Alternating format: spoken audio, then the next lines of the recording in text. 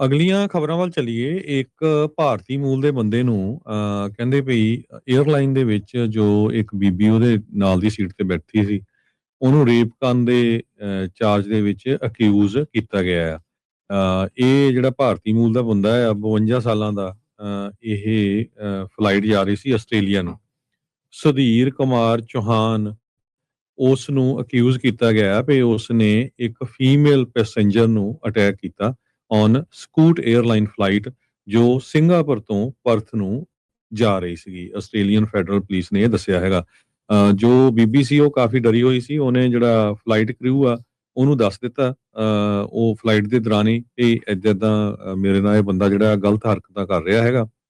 ਤੇ 에ਅਰਲਾਈਨ ਦਾ ਜਿਹੜਾ ਸਟਾਫ ਆ ਉਹਨਾਂ ਨੇ ਬਿਲਕੁਲ ਉਹਦੇ ਤੇ ਅੱਖ ਰੱਖੀ ਤੇ ਰਾਈਟ ਵੇ ਉਹਨਾਂ ਨੇ ਜਿਹੜਾ ਆ ਪੁਲਿਸ ਨੂੰ ਇਨਫੋਰਮ ਕਰ ਦਿੱਤਾ ਤੇ ਜਦੋਂ ਹੀ ਜਿਹੜਾ ਆ ਜਹਾਜ਼ ਉੱਥੇ ਲੈਂਡ ਹੋਇਆ ਤੇ ਉਸ ਨੂੰ ਜਿਹੜਾ ਅਰੈਸਟ ਕਰ ਲਿਆ ਗਿਆ ਤੇ ਕਹਿੰਦੇ ਵੀ ਉਹਨੂੰ ਚਾਰਜ ਕੀਤਾ ਗਿਆ ਆ with sexual intercourse without consent ਤੇ multiple counts of indecency without consent.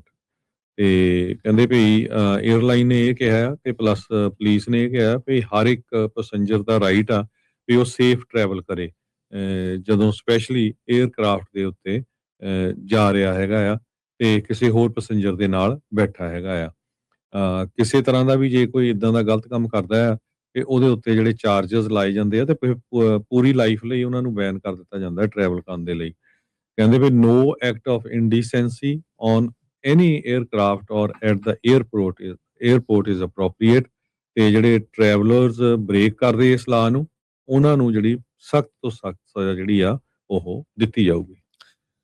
ਜੀ ਅਗਲੀਆਂ ਖਬਰਾਂ ਵੱਲ ਚੱਲੀਏ। ਇੱਕ ਭਾਰਤੀ ਮੂਲ ਦੇ ਬੰਦੇ ਨੂੰ ਕਹਿੰਦੇ ਭਈ 에ਅਰਲਾਈਨ ਦੇ ਵਿੱਚ ਜੋ ਇੱਕ ਬੀਬੀ ਉਹਦੇ ਨਾਲ ਦੀ ਸੀਟ ਤੇ ਬੈਠੀ ਸੀ, ਉਹਨੂੰ ਰੇਪ ਕਰਨ ਦੇ ਚਾਰਜ ਦੇ ਵਿੱਚ ਅਕਿਊਜ਼ ਕੀਤਾ ਗਿਆ ਆ। ਇਹ ਜਿਹੜਾ ਭਾਰਤੀ ਮੂਲ ਦਾ ਬੰਦਾ ਆ 52 ਸਾਲਾਂ ਦਾ, ਇਹ ਫਲਾਈਟ ਜਾ ਰਹੀ ਸੀ ਆਸਟ੍ਰੇਲੀਆ ਨੂੰ।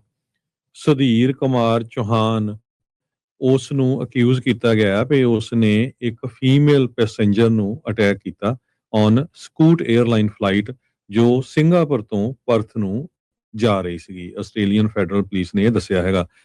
ਜੋ ਬੀਬੀ ਸੀ ਉਹ ਕਾਫੀ ਡਰੀ ਹੋਈ ਸੀ। ਉਹਨੇ ਜਿਹੜਾ ਫਲਾਈਟ ਕ੍ਰਿਊ ਆ ਉਹਨੂੰ ਦੱਸ ਦਿੱਤਾ ਉਹ ਫਲਾਈਟ ਦੇ ਦੌਰਾਨ ਹੀ ਕਿ ਏਦਾਂ ਮੇਰੇ ਨਾਲ ਇਹ ਬੰਦਾ ਜਿਹੜਾ ਗਲਤ ਹਰਕਤਾਂ ਕਰ ਰਿਹਾ ਹੈਗਾ।